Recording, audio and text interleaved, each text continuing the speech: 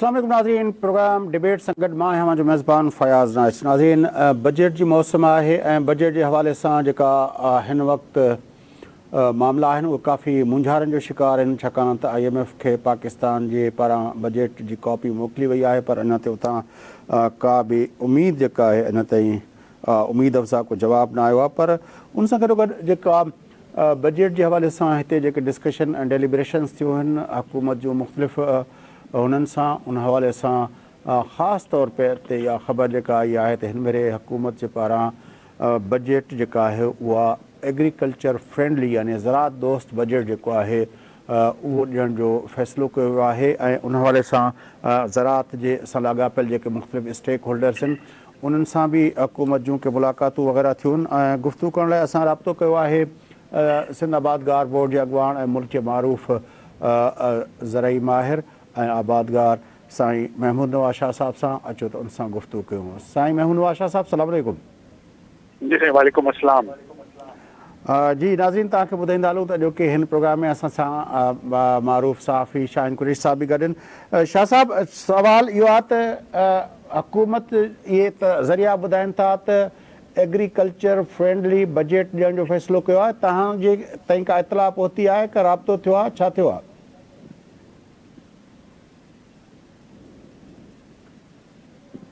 Hello hello जी साईं, आवाज़ अचे थो? हाँ, मूंखे तव्हांजी आवाज़ अचे थो, बिल्कुलु अचे थो। अच्छा साईं, इतला आई है? जी जी, मूंखे तव्हांजी सवाल अच्छा साईं, गुज़ारिश हुन में इहा आहे त सभिनी खां पहिरीं ॻाल्हि त असीं बिल्कुलु शुक्रगुज़ार आहियूं वज़ीर आज़म साहब जा, जंहिं हिकिड़ी 4-5 ॾींहं पहिरीं मीटिंग कॉल कई हुई ऐं कुझु हुन में काफ़ी सारो टाइम जेको आहे सो स्पेंड बि कई, असांखे ॿुधाई बि सही जेका ॻाल्हि असां कई ज़रात जे बारे में उहा ॻाल्हि ॿुधाई बि सही असां। पर साईं मसइलो इहो आहे सभिनी खां पहिरीं हिन वक़्तु पाकिस्तान सां त ॿ टे ॻाल्हियूं आहिनि। हुन में पहिरीं ॻाल्हि त इहा आहे जेका तव्हां बार बार ॿुधंदा रहंदा हूंदव त माशी मसइला कुझु अहिड़े क़िस्म जा आहिनि त हिन वक़्तु को बि सरकार वटि स्पेस अवेलेबल न आहे कंहिं बि सेक्टर में को ख़ातिर ख़्वाह इन्वेस्टमेंट करे सघे। तव्हां ॾिसो त पोएं साल सरकार 450 अरब रुपए जी सप्लीमेंट्री ग्रांट अप्रूव कराई आहे, माना अकाउंट्स खे रीअप्रोप्रिएट थिया आहिनि हेॾां होॾां due to so many reasons. 3 number ते तव्हां ॻाल्हि ॾिसो त ज़रात घणो तणो डिवॉल्व्ड आहे सूबनि में। इहे सभु ॻाल्हियूं तव्हां साम्हूं रखंदव त पोइ पाण खे हिकिड़ी ॻाल्हि सम्झ में ईंदी त हिन वक़्तु जेका बजट जी एक्सरसाइज़ आहे उहा सिर्फ़ु साल खे टिपाइण जी एक्सरसाइज़ आहे ऐं ॿियो सरकार वटि न का अहिड़े क़िस्म जी घणी प्लानिंग थियल आहे, न ई प्रॉपरली मुंहिंजे ख़्याल में का एतिरी घणी ख़बर बि अथनि त कहिड़ो ख़र्चु कहिड़ी जाइ ते कजे त उहो उन मां को फ़ाइदो पा सघिजे। ॾिसो सिंध सरकार जेका टोटल अलॉटमेंट हुई, एलोकेशन हुई बजट में, पहिरियों त शाह साहब असांखे वज़ीर आज़म जी मुलाक़ात जो हाल ॿुधायो त वज़ीर आज़म छा चवणु हुयो उन्हनि जो ऐं तव्हांजे पारां उते छा प्रपोज़ल विया? हा ॾिसो, वज़ीर आज़म साहब त मीटिंग प्रिज़ाइड कई हुई, ministry of national food security कुझु 5-7 ॻाल्हियूं कयूं हुयूं जेके घुरियूं हुयूं ऐं जंहिं ते वज़ीर आज़म साहब जो ख़्यालु इहो हो त इन मां 2-3 ॻाल्हियूं त ठीकु आहिनि पर का जिदत वारी का नई इनोवेशन कंहिं क़िस्म जी ॻाल्हि कोन्हे। असां कुझु 4-5 जेतिरो वक़्तु मिलियो उन में प्रपोज़ल रखियासीं सही, जेके असां पब्लिक बि कया आहिनि ऐं अॼु अख़बार में ऐं टीवियुनि में उहे आया बि आहिनि। उन में 2-3 चीता ॻाल्हियूं इहे हुयूं त कॉस्ट ऑफ प्रोडक्शन जेका असां ज़रात में वधे पई, ॻाल्हि आहे कमोडिटीज़ जा प्राइसिस वधिया आहिनि पर कॉस्ट ऑफ प्रोडक्शन अञा वधंदी थी वञे त उनखे एग्रीकल्चर प्राइसिस इंस्टीट्यूट जे थ्रू कैलकुलेशन करे उन तहत कमोडिटी जा प्राइसिस तय कया वञनि। हिकिड़े नंबर ते ॻाल्हि। ॿिए नंबर ते असां भाॼियुनि जे ऐं फ्रूटनि जे सब्जेक्ट ते ॻाल्हायो त उन में तमामु घणो स्कोप आहे, एक्सपोर्ट करे सघिजे थी, वैल्यू एडिशन करे सघिजे थी ऐं पाकिस्तान $1 डॉलर कमाए सघे थो अगरि प्रॉपरली असां करियूं। 3 नंबर ते असां ॻाल्हि जेका कई त पाण सिंध जेको हमेशह बूट सटायल रहे थो, सुख में रहूं था त इन जो चेंज जे अंदरि हिकिड़ो ई रस्तो आहे त जेके गुज़रगाहूं आहिनि नेचुरल उन्हनि खे वापसि जेको आहे सो ऑपरेशनल कयो वञे। इहे कोई 3-4 ॻाल्हियूं बि क्लाइमेट चेंज जी ॻाल्हि हुई जेका असां कई, ऐं ॿियो ज़रई कर्ज़े जी ॻाल्हि हुई जंहिंमें ज़रात खे बि घटि कर्ज़ थो मिले, पर जेतिरो मिले थो उन में सिंध जो जेतिरो शेयर हुजणु खपे ओतिरो नथो मिले। इहे 3-4 ॻाल्हियूं हुयूं जेके असां वज़ीर आज़म साहब जे साम्हूं रखियूं। अच्छा, एक्सपोर्ट जी जॾहिं ॻाल्हि अचे थी एग्रीकल्चर रिलेटेड, त उनमें असां वटि 2 आइटम मशहूरु आम तौर ते थियनि था। उहो हिकिड़ो कॉटन रिलेटेड एक्सपोर्ट थिए थो, ॿियो राइस। तव्हां जेका हार्टिकल्चर जी ॻाल्हि कई आहे उन जे बारे में छा तव्हां केतिरो स्कोप आहे ऐं वज़ीर आज़म जो रिस्पॉन्स छा हो उन ते? सो कॉटन त हाणे असां एक्सपोर्ट करियूं ई कोन था, असां नेट इम्पोर्टर ऑफ कॉटन आहियूं। का पोएं साल में असां क़रीबन $1 अरब जी असां ड्यूटी फ्री कॉटन जेका असां इम्पोर्ट कई आहे। असां जिन ॻाल्हि जी शइ जी ॻाल्हि कई, असां चयो त पाकिस्तान में को 13 मिलियन टन जे क़रीब फ्रूट ऐं वेजिटेबल थिए थो, उन मां 30 खां 35% जेको आहे सो ज़ियान थिए थो। उहो ज़ियान थियण वारे जी वैल्यू ई जेका आहे सा $900 मिलियन, यानी तक़रीबन लॻभॻि 300 अरब रुपया आहे। अगरि असीं जेको एक्सपोर्ट बि करियूं था उहो घणो तणो मिडल ईस्ट में उमायूं था, मुतहिदा अरब इमारात में। जेके असांखे नाणो उन मां कमायूं था उहो दुनिया में उनजो घटि में घटि आहे। वैल्यू एडिशन साइड ते असां ॻाल्हि कई त जेको असां पंहिंजे वटि असां फ्रूट ऐं वेजिटेबल थिए थो उनखे तव्हां जैम्स में, जेलीज़ में उनजो कन्वर्जन असां वटि 4-5-7% आहे। असीं उन सां करियूं को आहे जेका साईं तव्हांजो आवाज़ कटिजे थो छा सर?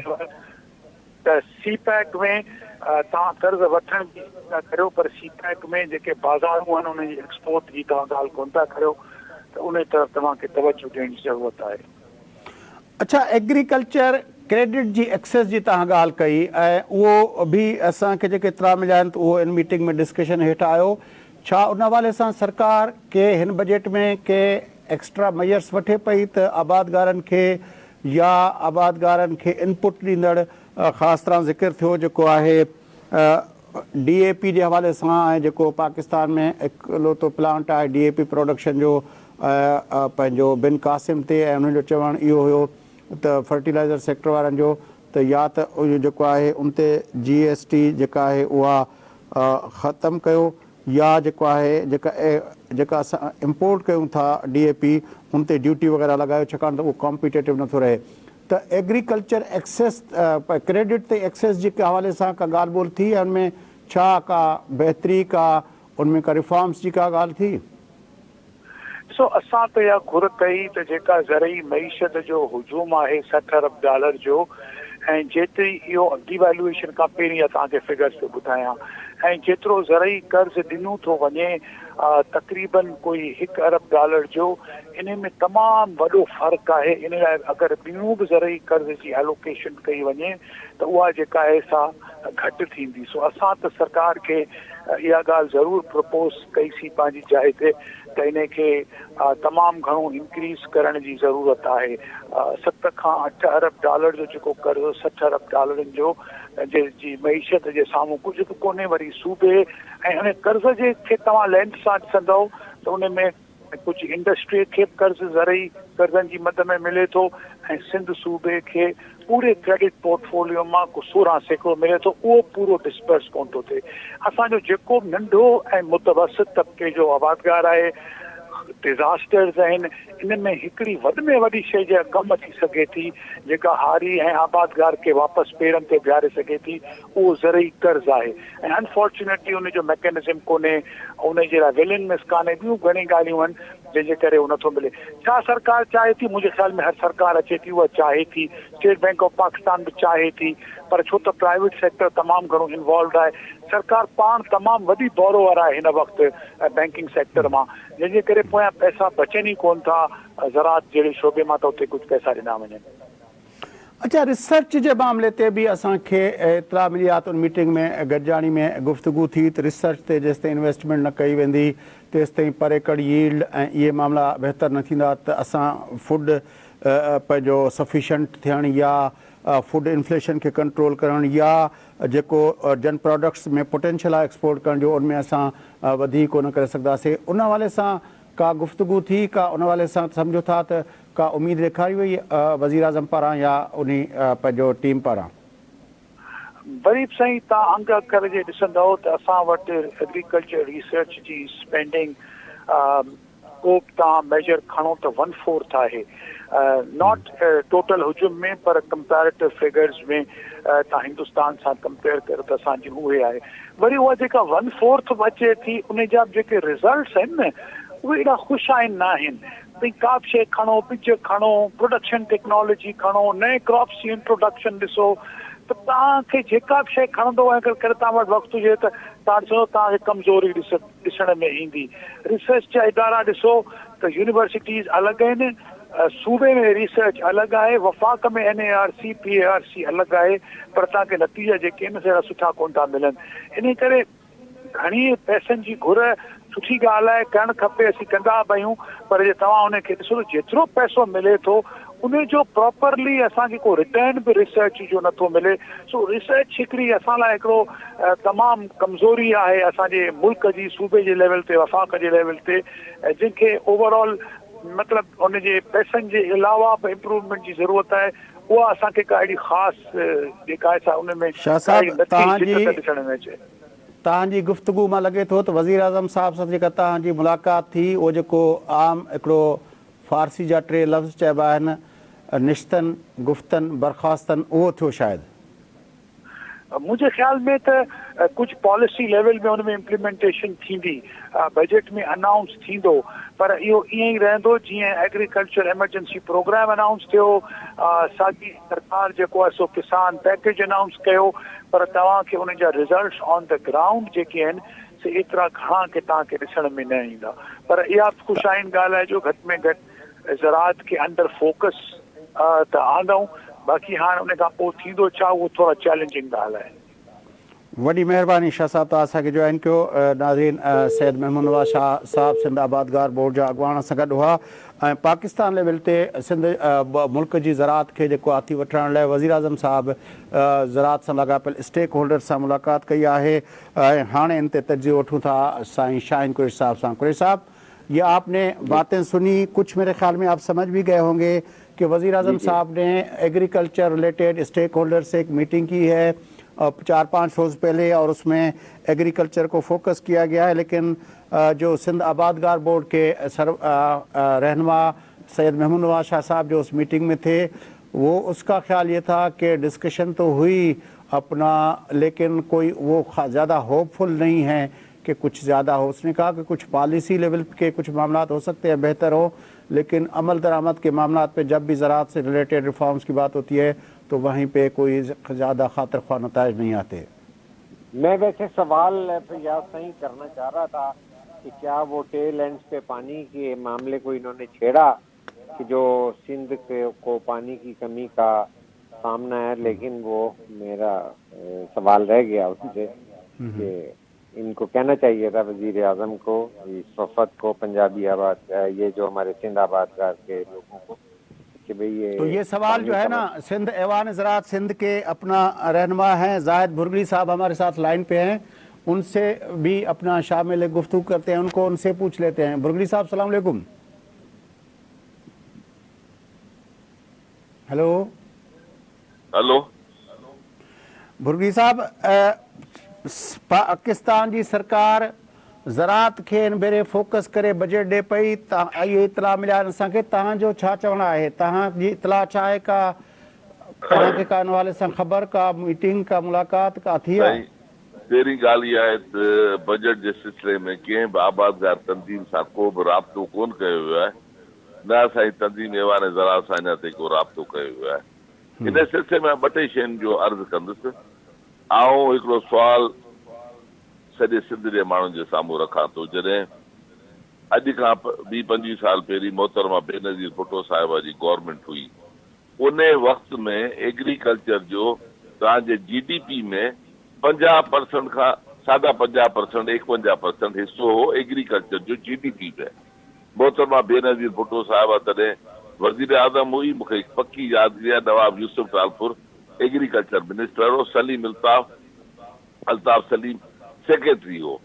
जॾहिं तव्हांजो मोहतरमा बेनज़ीर जे टाइम में 51% GDP में एग्रीकल्चर जो शेयर हो, अॼु उहो शेयर जेको आहे छो अची 16-17% ते बीठो आहे।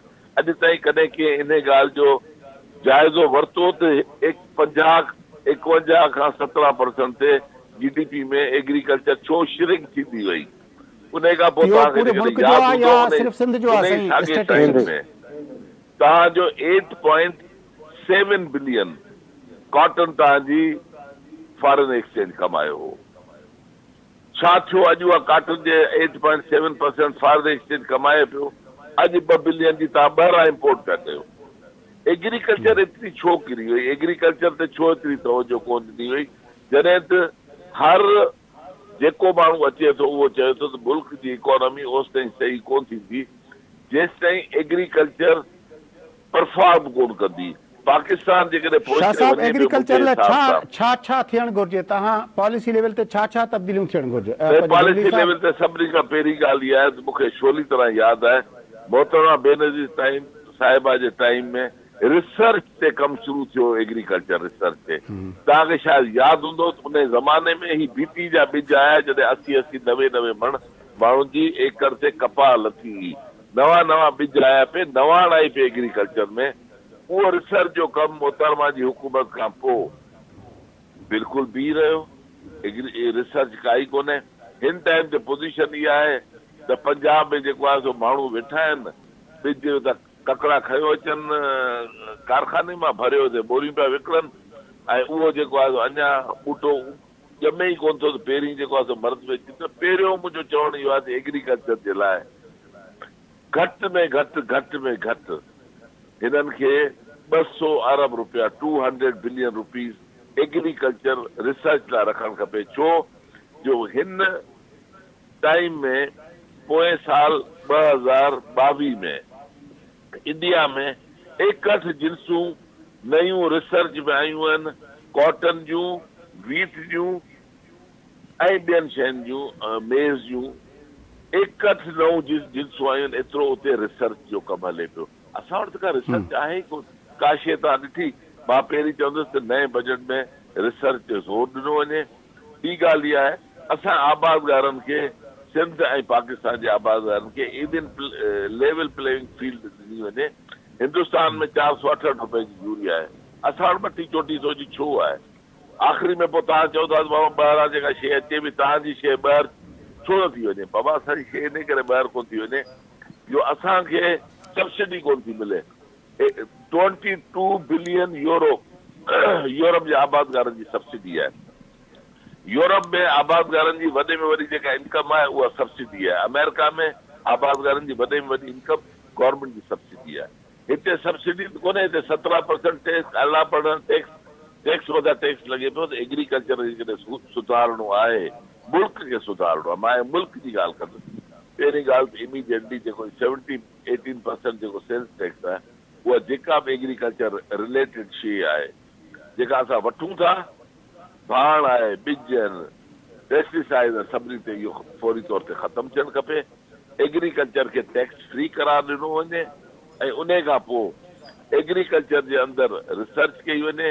ॿी ॻाल्हि जेका आहे सा अॼु केतिरो ज़ुल्म जी कहाणी आहे त 8,500 रुपया फेडरल गवर्नमेंट कॉटन जी प्राइस फिक्स कई आहे, जॾहिं त पोएं साल कॉटन जेका आहे सा 9,000 में विकामी पए। साल जे अंदरि जेको आहे सो डॉलर किथे पुॼी वियो आहे, तेल किथे पुॼी वियो आहे, हर शइ किथे पुॼी आहे। मां वरी बि चवंदुसि एग्रीकल्चर खे हिकिड़ो तव्हांखे फंड ॾियणो पवंदो। मुंहिंजे अंदाज़े जे मुताबिक़ जेकॾहिं तव्हां PIA खे या स्टील मिल खे अरबे रुपया ॾेई सघो था, 800 अरब 900 अरब जेकॾहिं ॿिनि नंढड़नि इदारनि खे ॾेई सघो था, त 70% पाकिस्तानी जेको एग्रीकल्चर सां वाबस्ता आहे उन लाइ बजट जे अंदरि सब्सिडी रखी वञे ताकी आबादगारनि खे थोरो रिलीफ मिले, त आबादगार जेको आहे त एग्रीकल्चर जी प्रोड्यूस वधे ऐं मुल्क में एक्सपोर्ट थिए। सो मां इहो चवंदुसि तव्हांजे तौसत सां घटि में घटि 2000 अरब रुपया एग्रीकल्चर लाइ सब्सिडी रखी ऐं एग्रीकल्चर जी शयुनि खे घटि कयो वञे, भाण जी क़ीमत इंडिया जे बराबरि कई वञे ऐं ॿिज जूं ॿियूं जेके क़ीमतूं आहिनि उहे असांजे पाड़ेसरी मुल्कनि जे बराबरि कई वञनि ताकी असां उन्हनि जे आबादगारनि सां कॉम्पिटिशन करे सघूं। हींअर मसइलो छा आहे जो हुननि वटि चलो इनपुट प्राइस हिकिड़ो तमामु रिसर्च घटि ते हूंदा, असांजी इनपुट रिसर्च प्राइस ते वधीक आहे, ख़र्चु तमामु कयो वञे इनपुट त प्राइस वॾी महिरबानी बुर्गी साहब तव्हांजी, तव्हां असांखे जॉइन कयो। रिसर्च थियणु घुरिजे, उनखां अलावा नयूं जिन्सूं अचणु घुरिजनि ऐं सब्सिडी ॾिनी वञे। 2000 अरब रुपयनि जी सब्सिडी जी ॻाल्हि कई आहे ज़ाहिद पंहिंजो बुर्गड़ी साहब जेके ऐवान ज़राअत सिंध जा अॻुवाण आहिनि। कुरैशी साहब बात कर रहे थे ज़राअत के शोबे की, क्योंकि इस वक्त मुल्क जहाँ पे खड़ा हुआ है सुना है कि हुकूमत फोकस करना चाहती है ज़राअत पे। जी, ज़राई खुद कफालत ये पाकिस्तान पीपल्स पार्टी का हमेशा से एजेंडा रहा और इस पे आसिफ अली जरदारी साहब की एक बड़ी वाज़ेह तौर पे क्लैरिटी है कि जो फूड सिक्योरिटी का मसला जब आपका हल नहीं होता और आपके जो जिस तरह मुशर्रफ दौर में था कि आटा नहीं मिलता था, तो उस वक़्त मुल्क जो है एक अजीब व गरीब क्राइसिस से दूचार हो जाता है कि जब बुनियादी तौर पर बुनियादी अशिया गंदम या रोटी भी अवेलेबल ना हो, तो फिर मुल्क के अंदरूनी इस्तेहकाम और इक़्तिसादी इस्तेहकाम समेत तमाम चैलेंजेस आ जाते हैं। और ख़ास तौर पर उन हालात में जब आपके पास इंपोर्ट के लिए डॉलर भी मौजूद ना हो कि जी आप रूस से या यूक्रेन से या किस से गंदम मंगवाएंगे, सेंट्रल एशियन रिपब्लिक से मंगवाएंगे। तो सबसे बड़ा अगर एक सॉवरेन रियासत का जो कॉन्सेप्ट है उसके अंदर इंटरनल फूड सिक्योरिटी की एश्योरेंस जो है वो पीपल्स पार्टी का, जिस तरह भुटगड़ी साहब बीबी शहीद के दौर में बता रहे थे कि वो उनका जीडीपी का 51% जो है ज़राअत के अंदर कंट्रीब्यूशन होता था। तो ये यहाँ पर दो तीन तरह की खींचातानी है कि नवाज लीग का बुनियादी वोट जब जवाउल हक के बाद जो निजो लीग से नवाज लीग बनाई गई, तो ये ताजरों की जमात और उसके बाद इंपोर्ट क्लास और इंडस्ट्रियलिस्ट क्लास की नुमाइंदगी हुई। तो वहाँ पर एसआरओस जारी होकर एक मुफाद परस्त तबका जो है बना। लेकिन जब कभी पीपल्स पार्टी आती है तो वो ज़रई खुद कफालत और जो है एक 60-70% ज़रई मुल्क की बुनियादी इस्तेहकाम को करके आगे जो है ज़राअत के अंदर इनोवेशन और तरक्की की बात करके आगे जो है, जब आपकी एक सॉवरेन रियासत का कॉन्सेप्ट ये होता है कि आप रोटी के लिए लेकिन उसमें कुरैशी साहब जो अपना महमूद अवाज शाह साहब ने जो बात की थी वो ये की थी कि आज 18वीं तरमीम के बाद ये ज़्यादातर जो है मामला सूबाई हुकूमतों के पास है। ये आसिफ अली जरदारी साहब ने जो पहला बजट दिया था 2008 के इलेक्शन के बाद, उसमें काफ़ी ज़राअत के हवाले से ऐलान किए थे। 1300-1400 रुपए जो इमदादी कीमत रखी गई थी। यस, तो अब वहाँ उसके बाद जो है ये सूबाई सब्जेक्ट बन गया है। तो अब सूबों की सूरत हाल ये है कि वो जो एक इदारा है जिसको हम एग्रीकल्चर बैंक ऑफ पाकिस्तान कहते हैं, वो जो सिंध के अपना ग्रोअर्स हैं वो कहते हैं कि सिंध का हिस्सा उस कर्जे के अंदर बहुत ही मिनिमल है, बहुत थोड़ा है। वो ज़्यादातर हिस्सा जो चला जाता है वो पंजाब को चला जाता है। सिंध का एग्रीकल्चर कंट्रीब्यूशन जितना है पूरे मुल्क के अंदर, उतना सिंध को क्रेडिट फराहम नहीं किया जाता। दूसरा जो बताते हैं कि पूरे मुल्क में एज अ होल मजमूई तौर पर रिसर्च एग्रीकल्चर पे नहीं हो रही। आप देख रहे थे ज़ाहिद बुर्गड़ी साहब यही कह रहे थे कि गुज़िश्ता साल हिंदुस्तान के अंदर 61 नई अजनास जो हैं वो मुतारिफ कराई गई हैं, कॉटन की, वीट की और बहुत दूसरे उसकी। हमारे यहाँ रिसर्च नहीं होती, जिसकी वजह से हम मुल्क दुनिया को तो छोड़े खित्ते के अंदर भी पर एकड़ यील्ड के हवाले से हम बहुत ही लो लेवल पे खड़े हुए हैं। तीसरा जो मामला है वो है हमारे पास के इनपुट्स जो हैं वो एग्रीकल्चर के हवाले से जो बीज आते हैं या जो अपना ये पेस्टिसाइड्स आती हैं उसमें अब जालसाजी ज़्यादा होती है, उसमें जो है वो प्रॉपर नहीं होती। तो उसकी वजह से भी हमारे जो अपना ग्रोअर है वो उसको मुश्किलात का सामना करना पड़ता है। फिर उसके बाद जो आखिरकार वो इन सारी तकालीफ से गुजर कर जब अपना फसल तैयार कर लेता है तो फिर उस वहाँ पे आता है कि उनको फसल के दाम नहीं मिलते। जिस तरह अभी बुर्गड़ी साहब कह रहे थे कि गुज़िश्ता साल तो 9000 रुपया फी मन था, लेकिन इस साल जो है उसको 8500 कर दिया गया है। तो वो और मामला होता है। फिर जो है जो सहूलतें चाहिए ख़ास तौर पर हमारे जो हार्टिकल्चर है जिसमें हमारी अपना سبزیاں ہیں اور ہمارے فروٹس ہیں جو بہت ہی جو نازک اپنا پروڈکٹس ہوتے ہیں، ان کو سیف رکھنے کے لیے اپنا ایک جو اسٹاک کرنے کے لیے وہاں پہ جو کولڈ اسٹوریجز چاہیے وہ نہیں ہوتے ہمارے پاس، تو جس کی وجہ سے ظاہر ہے ایک عام آبادگار کے پاس، ایک چھوٹے کسان کے پاس اپنا اسٹوریج بنانا، کولڈ اسٹوریج بنانا یہ ممکن نہیں ہوتا، تو یہ سہولتیں نہیں ملتی، جس کی وجہ سے ہم نے دیکھا ہے کئی مرتبہ کہ یہ خاص طور پر ٹماٹر کے ساتھ اور ان کے ساتھ یہ ہوتا ہے کہ وہ جو ہے اس کے اوپر ٹریکٹر چلا دیتے ہیں، کیونکہ اس کی پکنگ اور اس کو مارکیٹ تک پہنچانے کا ان کو وہ بھی نہیں ملتا۔ کافی چیزیں ایسی ہیں۔ پھر ایگریکلچر سے ریلیٹڈ جو ایک اہم چیز ہے وہ ہے لائیو اسٹاک کی۔ لائیو اسٹاک کے اندر ہمارے پاس بہت پوٹینشل ہے، کہا جاتا ہے کہ ہم اس پوٹینشل کو استعمال کریں تو جو خاص طور پر مڈل ایسٹ اور پوری مسلم دنیا کے اندر جو اپنا ایک حلال فوڈ کی جو مارکیٹ ہے وہاں ہم میٹ کی اور اس کی جو ہے ورائٹیز ہم بھیج سکتے ہیں اگر ہم اس کو بڑھاوا دیں۔ اس کے بھی اندر بھی ایک ریسرچ کا اور اس میں جو کریڈٹ کا فقدان ہے اگر وہ دیا جائے تو شاید اس میں بھی ہم بہت زیادہ زر مبادلہ کما سکتے ہیں۔ یہ مجموعی طور پر ایشوز ہیں جو بتائے جاتے ہیں۔ جی سر۔ جی میں دیکھیے آپ نے یہ جو ہمارے ماہرین تھے ان کی باتیں بڑی حقیقت پسندانہ ہیں، اور یہ دشواریاں بالکل جو ہیں ایسی ہیں کہ بالکل بجائے اس کے کہ آج 10,000 روپے فی گانٹ ہو کاٹن کی، کہ آپ کس طرح جو ہے باہر سے امپورٹ کر کے کمپٹیشن کریں گے اور ویلیو ایڈڈ پروڈکٹ بنگلہ دیش یا ویتنام کے مقابلے میں بنائیں گے، تو آپ نے یہاں پہ شوگر ملیں لگا دیں اور شوگر مل کی وجہ سے جو ہے کاٹن کی پروڈکشن پہ نقصان ہوا۔ ایسی کوئی اقتصادی زرعی ایمرجنسی اور زرعی پالیسی آج تک تشکیل نہیں دی جا سکی کہ کھینچا تانی ہو رہی ہے کہ جب سیاسی حکومتیں چینج ہوتی ہیں تو پیپلز پارٹی جو ہے زرعی پالیسی کے اوپر فوکس رکھتی ہے، اور یہاں پہ چارٹر آف اکانومی کرنا ضروری ہو گیا۔ دیکھیے میں ایک بات کرتا ہوں جمپ کر کے کہ آج جس وقت آپ اور ہم بجٹ کے حوالے سے زرعی شعبے کے اندر کے بحران، دشواریاں اور ان کے قائدین کے وزیر اعظم سے بھی ملاقات اور ان کے تاثرات کو جس طرح آپ نے بڑا یوزفل طریقے سے ڈسکس کیا ہے، اس وقت یہ بات ہوئی ہے کہ قومی اقتصادی کونسل میں کمیٹی میں جو ہے 8 بجے بازار بند کرنے کی بات ہوئی ہے۔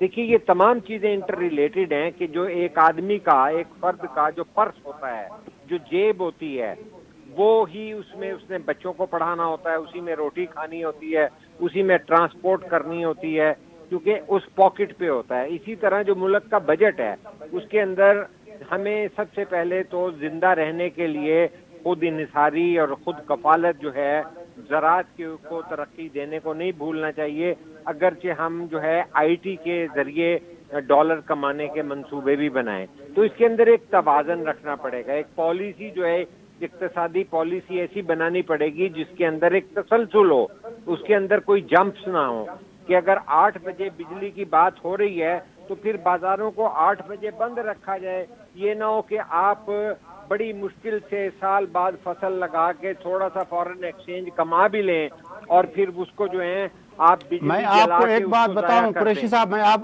میں آپ کے ساتھ ایک اور بات شیئر کرنا چاہتا ہوں۔ آپ کو پتا ہے کہ ساری دنیا کے اندر ترقی کے جو مختلف پیرامیٹرز ہیں اس میں ایک پیرامیٹر یہ بھی ہوتا ہے کہ کون سے ممالک پر کیپیٹا بجلی کی کنزمپشن کیا ہے۔ میں آپ کو بتاؤں کہ پاکستان کے اندر جو بجلی کی پر کیپیٹا کنزمپشن ہے وہ دنیا کی جو ایوریج ہے اس کا صرف 18% ہمارے پاس ہے۔ We are among the lowest utilisers of the electricity. جو دنیا کے ترقی یافتہ ممالک ہیں ان کی جو کنزمپشن ہے ہماری ان کی جو ایوریج ہے ہم ان کے 7% کے قریب کرتے ہیں۔ چائنا کی جو ٹوٹل کنزمپشن کی جو ایوریج ہے ہم اس کا 12% کرتے ہیں۔ تو اس سے اندازہ کریں کہ جب بجلی ہم کنزیوم نہیں کریں گے تو معیشت کا پہیہ چلانے کے لیے بجلی کنزیوم کرنی ہوتی ہے۔ آپ ہر وقت ایسی پالیسی بناتے ہیں کہ بجلی نہ چلاؤ، گیس کی لوڈ شیڈنگ کرو، بجلی کی لوڈ شیڈنگ کرو، انرجی ریسورسز آپ مہیا نہیں کر سکیں گے تو ظاہر ہے آپ کی معیشت آگے نہیں بڑھے گی۔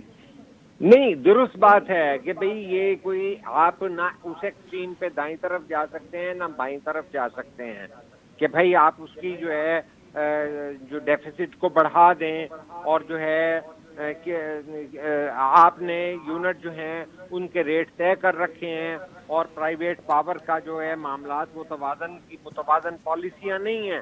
تو کہنے کا مقصد ہے کہ ادھر سے آپ وہ پیسہ ادھر دے دیں یا ادھر دے دیں. آپ کو میں خود جب بچپن میں پہلی دفعہ باہر یورپ میں گیا تھا تو مجھے ایک بڑا شوق ہوا تھا کہ انگلینڈ سے جب میں گلاسکو وغیرہ چھوٹی جگہوں پہ گیا تو 5 بجے جب میں وہاں پہنچا تو 5 بجے وہ انہوں نے کہا سب کچھ بند ہو گیا ہے. تو آپ کے کانسیپٹ میں نہیں ہوتا کہ آپ لندن سے اوپر ذرا جائیں گے تو 5 بجے بند ہو جاتے ہیں بازار. تو یہ میں کوئی 16ویں صدی عیسوی کی بات نہیں کر رہا, لیکن جو ہے پلاننگ اور بجٹنگ جو ہے اس کو ظاہر ہے کہ ان تصورات کے تحت ہی رکھا جائے گا جس میں آپ کہہ رہے ہیں کہ بھئی بجلی کی گروتھ کا بھی ریلیشن ہے. لیکن یہ تو نہیں ہوگا کہ آپ جو ہے مشکل سے $1 ارب کما کے اس کا تیل جلا کے اور وہ کر دیں. اب ہمیں یہ دیکھنا ہوگا کہ یہ بجلی کی کنزمپشن کا ہمارے پاس کیا ڈیٹا ہے. کیا وہ ایلیٹ کلاس کے اے سیوں کے خرچے پہ چل رہی ہے؟ ہمارے تو اسکولوں کے اندر پنکھا بھی اویلیبل نہیں ہے اگر ہیومن ڈیولپمنٹ انڈیکس کی بات کریں. سر بجلی کے معاملے پر میں چاہتا ہوں کہ کل آپ بھی تیاری کریں, میں بھی اس پہ کرتا ہوں اور ہم کسی ایکسپرٹ کو بھی لیتے ہیں کیونکہ بجلی کا معاملہ جو ہے وہ بہت ہی گمبھیر ہے. پاکستان کے اندر 43,770 میگا واٹ کی انسٹال کیپیسٹی ہے, لیکن پاکستان کی جو 2021 کے اندر جو پیک سیزن میں جو یوٹیلائزیشن تھی, ضرورت تھی ہماری, وہ 28,000 میگا واٹ سے تھوڑا زیادہ تھی. اس کے باوجود بھی ہم اگر وہ پوری نہیں کر پاتے ہیں, اس کے اندر اور کتنے مسائل ہیں کہ آپ نے جو انرجی مکس ہے اس میں 10,000 میگا واٹ آپ کی سے کچھ زیادہ آپ کی ہائیڈل ہے, 26,000 میگا واٹ سے زیادہ آپ کی تھرمل ہے, اس کے بعد پھر کچھ اب رینیویبل پہ آپ آئے ہیں تھوڑا بہت, اور کچھ جو ہے آپ کی نیوکلیئر سے ہوتی ہے. لیکن جو تھرمل ہے اس کے مکس کے اندر جو آپ فرنیس آئل سے لے کر RLNG سے لے کر مقامی گیس سے لے کر امپورٹیڈ کول اور مقامی کول, یہ 4-5 سیکٹرز ہیں, وہ کس طرح ہمارے سارے اس کو کرتے ہیں. پھر آپ نے جو اپنا IPPs کے ساتھ ایگریمنٹ کیے ہیں جس میں آپ نے کہا ہوا ہے کہ یہ پے اور ٹیک اور پے, یعنی آپ اگر وہ نہ بھی خریدیں تو بھی آپ کو دینا پڑے گا پیسے. وہ سرکولر ڈیٹ کی مد میں جو ہمیں پیسے دینے پڑتے ہیں, جو اسٹیٹکس بتا رہی ہے کہ ہم نے سال 2021 کے اندر صرف 43% بجلی جو تھی وہ انسٹال کیپیسٹی کی ہمیں یوٹیلائز کی, اور 57% کا جو بوجھ ہے وہ صارفین پہ بھیجا. تو اسی لیے اب اینڈنگ کا وقت ہو گیا ہے. میں چاہتا ہوں کہ بجلی پہ ہم ایک تفصیلی پروگرام کریں گے. ناظرین اساں سان گڈ رہجو, صبحانے اساں دھرتی ٹی وی تے ایندڑ ॾींहंनि में بجٹ सां लाॻापियल मईशत सां लाॻापियल प्रोग्रामनि ते तव्हां सां गॾु हूंदासीं. हिन वक़्तु तव्हां खां इजाज़त वठूं था. सदाईं गॾु.